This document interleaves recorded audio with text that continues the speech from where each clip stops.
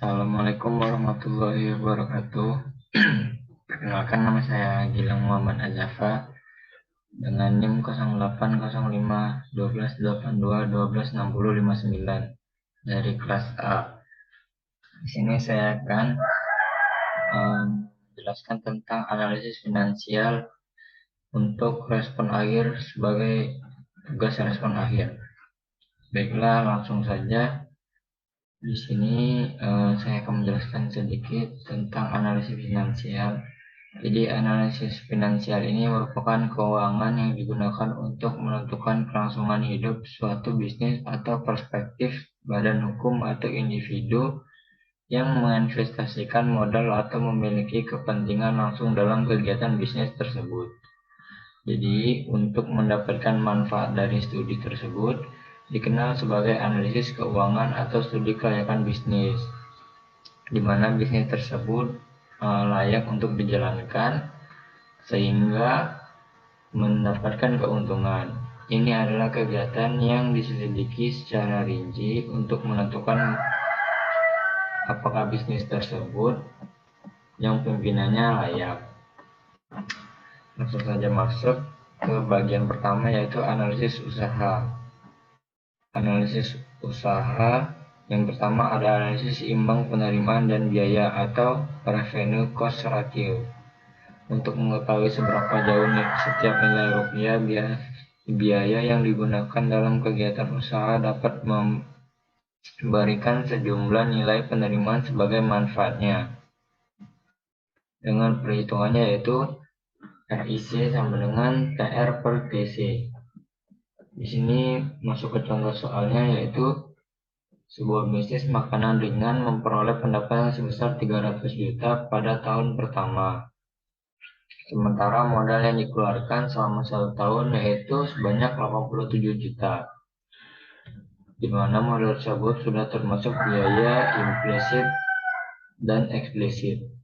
Maka perhitungan BC ratio-nya adalah BC ratio sama dengan 300 juta per 87 juta BC ratio dengan 2061 berdasarkan hasil perhitungan di atas.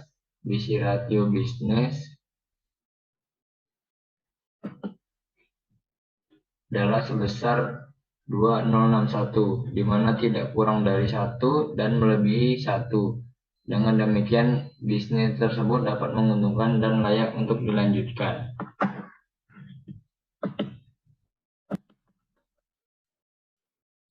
Yang selanjutnya ada payback period atau PPE. Untuk mengetahui perkiraan waktu pengembalian modal atau investasi yang ditanamkan untuk kegiatan usaha, persamaan yang digunakan adalah PP dikali 1 berbanding SHM.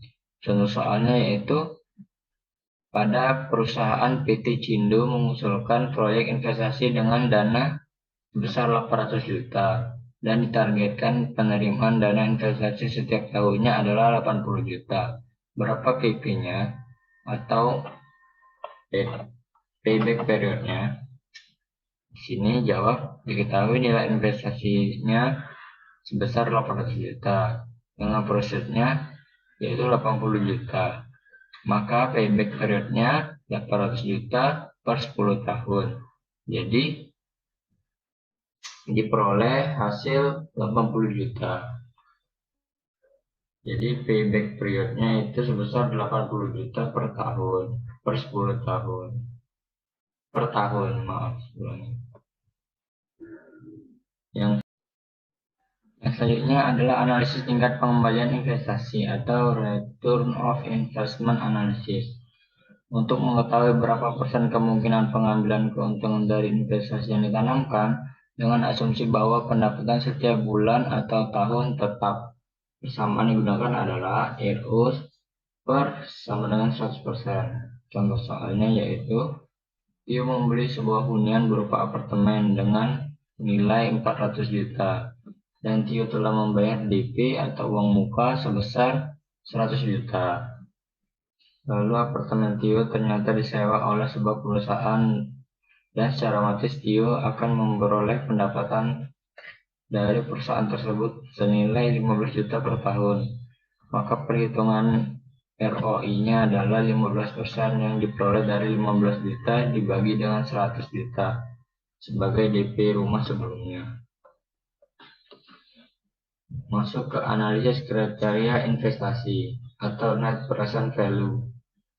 Untuk mengetahui tingkat keuntungan yang diperoleh selama umur ekonomis proyek persamaan yang digunakan adalah NPV, di mana NPV net present value BT sama dengan benefit dari suatu proyek pada tahun ke tahun, CT biaya dari suatu proyek pada tahun ke tahun, T sama dengan tingkat suku bunga yang berlaku, N sama dengan umur teknis.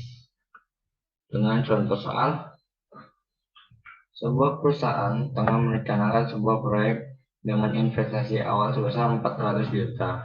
Investasi ini diprediksi akan menghasilkan arus kas sebanyak 300 juta di tahun depan. Maka perhitungan NPV dengan asumsi tingkat pengembalian yang diminta adalah 10%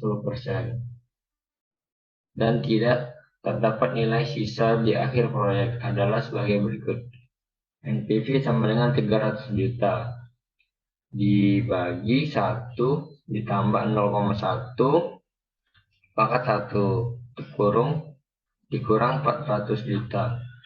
Jadi NPV-nya sebesar 300 juta itu yang di dalam kurung dikurangi oleh 400 juta, memperoleh hasil NPV sebesar 127 juta 272 dan 727.